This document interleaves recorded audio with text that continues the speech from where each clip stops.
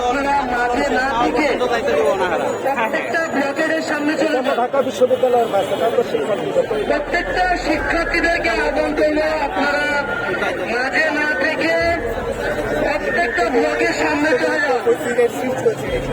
ছেড়ে দেওয়ার জন্য কোন শিক্ষার্থী পথচারীর সাথে কোন বাকবিতণ্ডায় জড়াবেন না।